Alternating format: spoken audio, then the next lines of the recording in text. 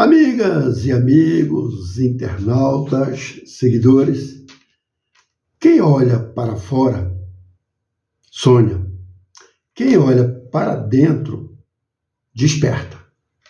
Vamos a mais uma edição de 3 Dedos de Prosas, hoje, quarta-feira, 5 de fevereiro. Nossas lives, todos os dias, cardápio variado de notícias comentadas no dia a dia do jornalismo local, nacional e internacional. Se gostarem, dê o joinha de gostei, curta, comenta e compartilhe. Se não são inscritos, se inscrevam. Acesse o sininho também para novas lives. Vamos à primeira das 3 prosas de hoje. A intolerância religiosa ataca em Salvador. Um instituto de religiões afro entrou com ação no Ministério Público para impedir Cláudia Leite de cantar no carnaval deste ano na capital. Por quê? Porque a cantora substitui uma menção a Iemanjá na música Caranguejo. Ao invés dela falar Iemanjá, no refrão da música, ela canta Yeshua, ou seja, Jesus em hebraico. Então, a cantora passou, aliás, a ser acusada de intolerância religiosa. E se os católicos exigirem que Ileaie troque os nomes dos orixás por santos em sua música, como é que ficaria então? Aí uma questão realmente interessante e muito curiosa, né?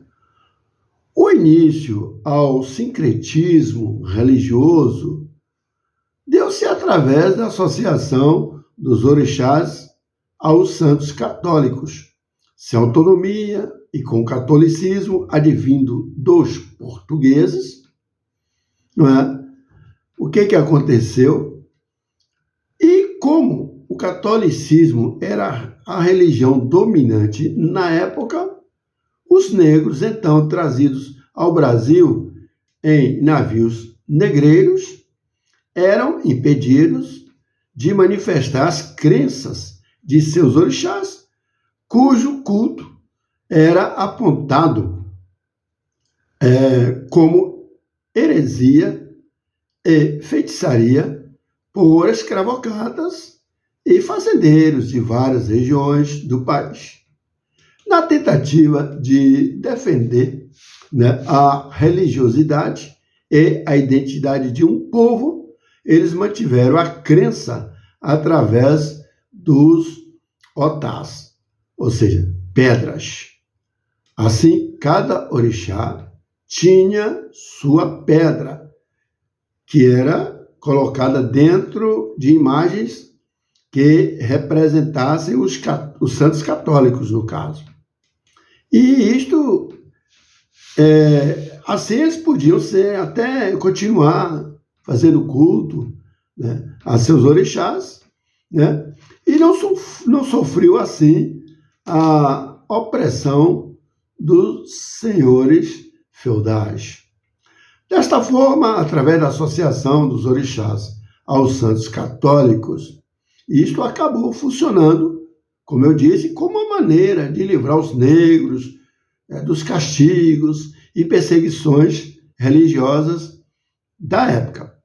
Porquanto, quando se cultuava Santa Bárbara, estava se referindo a Iansã. Ao rezar para Nossa Senhora da Conceição, falavam de Iemanjá, ou com Iemanjá. A partir deste mecanismo, a identidade religiosa resiste até os dias de hoje, os dias atuais, apesar de intolerância ainda vigente, como está acontecendo com a nossa querida Cláudia Leite. Em casos de culto de Umbanda, este sincretismo está presente nos gongás, os altares, e é zelado por babalorixás filhos de santo e frequentadores do espaço religioso. A representação sincrética reafirma e dissemina o respeito tanto aos orixás quanto aos santos que coexistem nos altares. Por isso, é insanidade o que os intolerantes religiosos afros estão fazendo com a cantora baiana, a Cláudia Leite.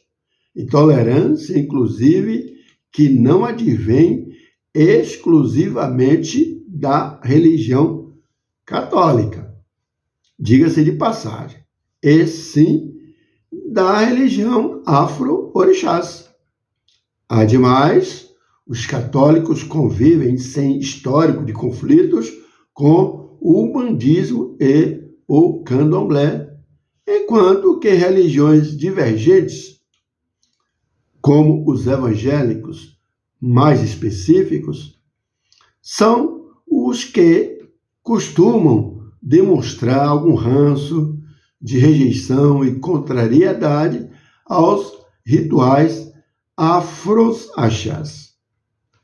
Em casas de culto de Umbanda, este sincretismo está presente, como eu disse, nos gongás, que são os altares nas igrejas, e como eu disse, zelado por babalorixás, que são os filhos de santo, né, e os frequentadores. Os babalorixás, né, que são os pais de santo, e os seus filhos, e também os frequentadores. Bom, a representação sincrética reafirma e dissemina o respeito tanto aos orixás quanto aos santos que coexistem nesses altares. É bem isso. Portanto, é inaceitável o que esse Instituto de Religiões Afro esteja assim criando caso com a Cláudia Leite, inclusive tentando impedi-la de firmar contrato para cantar no grande carnaval de Salvador. É brincadeira, viu, rapaz? Ou seja, querendo lacrar a cantora, né? Vamos à prosa de número 2. Com mais de 96% dos votos válidos, o deputado estadual Adolfo Menezes, do PSD, foi reeleito para um terceiro mandato de presidente da Assembleia Legislativa da Bahia, ALBA, com 61 votos dos 63 possíveis entre os parlamentares da casa.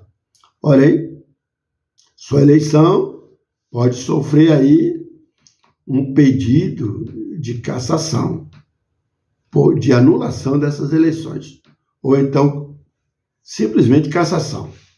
Caso, inclusive, a ação vá até ao STF, que é o Superior Tribunal Federal. Isto porque, gente, a lei proíbe o terceiro mandato. A lei proíbe o terceiro mandato. Adolfo já foi presidente da ALBA em 2021, 2022 e em 2023 e 2024. E essa seria, então, a terceira gestão seguida.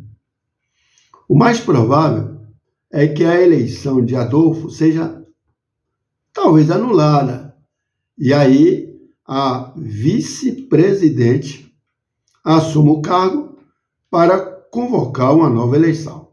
No caso, a deputada Ivana Bastos, do PSD, eleita com ele nesta segunda, agora que passou. Marquinhos Viana, do PV, foi eleito o segundo vice-presidente. O Hassan, ou Hassan, do PP, terceiro vice-presidente. Laerte Duvando, do Podemos, quarto vice-presidente. Samuel Júnior, do Republicanos, primeiro secretário. Kátia Oliveira, do União, segunda secretária. Vitor Azevedo, do PL, terceiro secretário. E Fabrício Falcão, do PCdoB, quarto secretário. A eleição de Adolfo Menezes foi costurada pelos líderes da maioria, Rosenberg e Pinto, e também da minoria, o Alan Sanches. O presidente da ALBA, que mais permaneceu no cargo, foi o deputado Marcelo Nilo, que ficou 10 anos à frente da Assembleia Legislativa do Estado da Bahia e ainda queria disputar o cargo pela 6ª vez. Não obteve resposta, né? Respaldo, né? E aí, pronto. Não é brincadeira, não. O cara ficou 10 anos, vários mandatos seguidos. Não sei se naquela época era permitido ou não, mas ele ficou 10 anos lá e queria ficar mais. Vamos agora à terceira e última prosa de hoje. Com sua mania de ficar em cima do muro, a fuga na eleição de 2018, os erros em 2022 e a falta de entrosamento começam a minar a candidatura de ACM Neto a governador da Bahia antes mesmo do ano eleitoral de 2026, ano eleitoral. Olha, como aquela personalidade política quase única figura de oposição na política baiana para as eleições de sucessão ao governador Jerônimo Rodrigues, caminhava ACM Neto. Parecia que caminhava, mas andou vacilando em muitas coisas aí e hoje já não tem tanta segurança assim nem bagagem. Negociadores natos, como ocorreram nas eleições passadas, tanto ACM Neto quanto João Roma ou José Ronaldo. Então, esses negociadores serão bem capazes de liderar a formação de uma chapa sem PT e Neto, com gente dos dois lados, como ocorreu na eleição passada que elegeu Jerônimo.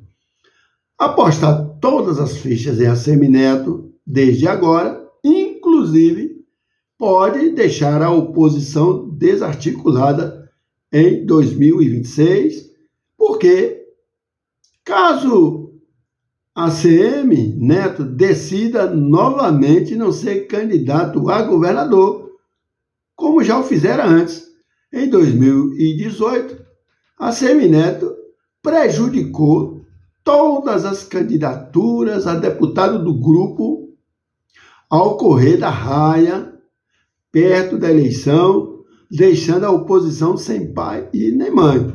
Eu sou amigo de ACM Neto, mas achei ele muito vacilão, né, ultimamente. E realmente, na eleição para enfrentar o candidato Jerônimo na época, ele correu do pau. Bom, se gostarem da live, dê o like de positivo, joinha, curtam, comentem, compartilhem. Se não são inscritos, inscrevam-se, acessem o sininho para a notificação de novas lives. Até a próxima!